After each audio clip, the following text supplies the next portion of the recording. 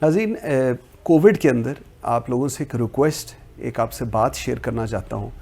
Covid की third wave को लेकर हम लोग शायद आज की तारीख़ तक बहुत कैजुअल हैं।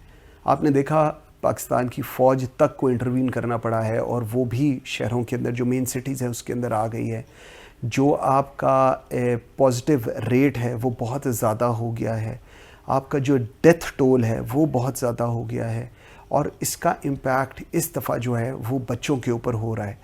1 साल से लेकर 10 साल तक के बच्चों तक पर इसका असर बहुत ज़्यादा है। इवन डेथ्स भी हो रही हैं।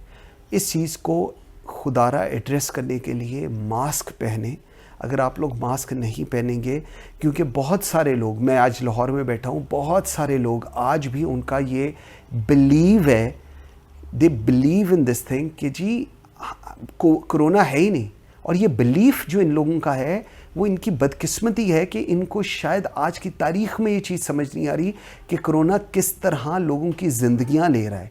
हमने अभी पिछले दिनों में अंदर कितनी डेथ्स देखी, और बड़े वेल नोन लोग थे जिनकी डेथ्स हुई, जो शायद ये सारा कुछ अफोर्ड भी कर सकते थे, मेडिकल फैसिलिटीज़ भी उनके पास थी, लेकिन ये इतनी सीरियस और इतनी मुहलिक बीमारी है कि अगर खुदा न ख्वास्ता आपने उसको एड्रेस नहीं किया, या अगर आप उसकी नेक्स्ट स्टेज पे चले गए, आपको कंजेशन शुरू हो गई, आपको खांसी शुरू हो गई, आपके लंग्स के ऊपर उसका इफेक्ट शुरू हो गया, तो उसका जो एंड रिज़ल्ट है वो बहुत ही बुरा है।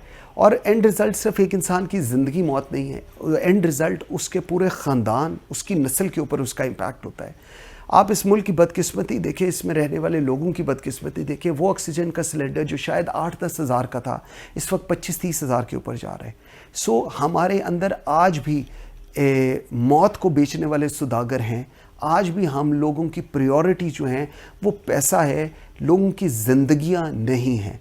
अपना ख्याल रखें, अपनी फैमिलीज़ का ख्याल रखें, और आपका ज़िंदा रहना, आपका तंदुरुस्त रहना ना सिर्फ आपके लिए, आपकी फैमिली के लिए, आपके उन तमाम लोगों के लिए जो आपसे बहुत प्यार करते हैं, उनके लिए बहुत ज़रूरी है। अपने आप को सिर्फ just for the sake of it कि नहीं लोग नहीं मानते, या लोगों का ये ख्याल है, नहीं, कोरोना एक हकीकत है, और अगर आप इस हकीकत को मानेंगे और समझेंगे तब आप इससे बच सकते हैं। अगर आप नहीं मानेंगे, या आप उसको एक्सेप्ट करने से आरी रहेंगे, तो इसका रिज़ल्ट आपको अपनी जान हार कर भी देना पड़ सकता है। हिंदुस्तान के अंदर आपने जिस तरह देखा कि एक क्योस की सिचुएशन है, पूरे पाकिस्तान में रहने वाले हम तमाम लोग दुआगो हैं कि हिंदुस्तान में रहने वाले तमाम लोग इस बीमारी से बचें, उनको जल्द अज जल्द शफायाब हों, उन पर भी अल्लाह अपनी रहमत फरमाए। क्योंकि इंसानी ज़िंदगी से ज़्यादा अहम कुछ नहीं होता। मैं देख रहा था इन लोगों की वीडियोस, लाइनों के अंदर लोग लगे हुए हैं ऑक्सीजन के हसूल के लिए, और उनके पास उनके डॉक्टर्स जिस तरह रो रहे हैं और वो बता रहे हैं कि हमारे पास ऑक्सीजन सिलेंडर्स नहीं हैं। सो हमने जहाँ पर एक जगह हम अपना ख्याल कर रहे हैं, अपने लिए चीज़ों को देख रहे हैं, उसके साथ साथ हमें एटलीस्ट दुआ ज़रूर करनी चाहिए हिंदुस्तान में रहने वाले लोगों के लिए, रिगार्डलेस कि वो हिंदू हैं, मुसलमान हैं, सिख हैं या कोई और हैं।